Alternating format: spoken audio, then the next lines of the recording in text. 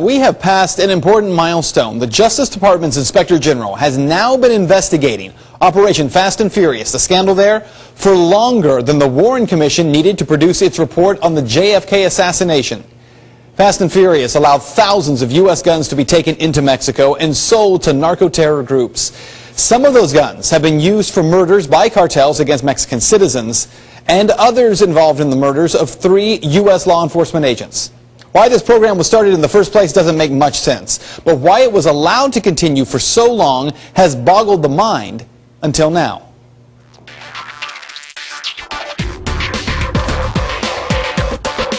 Let's start with a myth. Have you heard that 90% of the guns being used by drug cartels in Mexico are coming from the United States?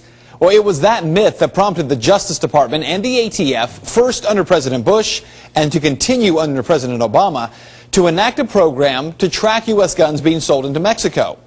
But were the operations Gunrunner and Fast and Furious really based upon facts? The answer is no. While the ATF has said that 90% of all the guns being found at crime scenes in Mexico have come from the United States, those numbers are simply not accurate.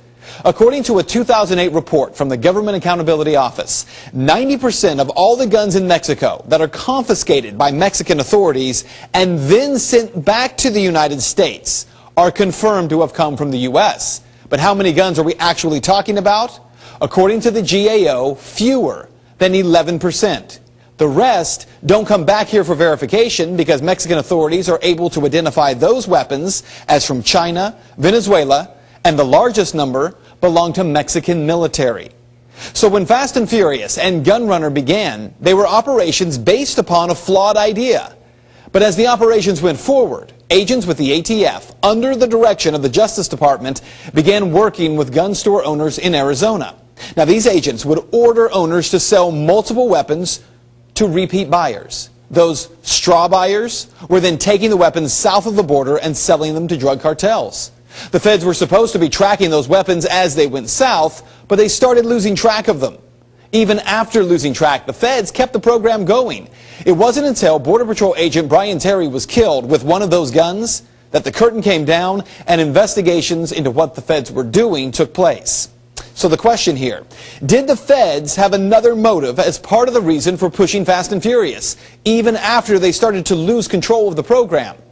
Well, documents obtained by CBS News show that the Bureau of Alcohol, Tobacco, Firearms, and Explosives, the ATF, discussed using their covert operation Fast and Furious to argue for controversial new rules about gun sales. Emails show they discussed using the sales, including the sales encouraged by the ATF, to justify a new gun regulation called Demand Letter 3. That would require some U.S. gun shops to report the sale of multiple rifles or long guns. Demand Letter 3, by the way, was so called because it would be the third ATF program demanding that gun dealers report tracing information. On April 25th of this year, ATF announced plans to implement Demand Letter 3. Now, the National Shooting Sports Foundation is suing the ATF to stop these new rules. It calls the regulation an illegal attempt to enforce a law that Congress never passed. The ATF is countering that it has reasonably targeted guns used most often to commit violent crimes in Mexico, especially by drug gangs. So here's what you need to know. These repeated gun sales that the ATF is so worried about preventing were only happening with Fast and Furious because the feds were forcing gun dealers to sell those rifles. Is it any wonder that the American people can't trust Washington? The bottom line here, the feds created the problem that resulted in hundreds, if not thousands, of Mexican people dying violent deaths. They then got caught, but are still trying to move forward with a law to protect the people in Mexico from the problem they created in the first place. By the way, I'll let you know when the internal investigation on Fast and Furious is over with. And that is Reality Check.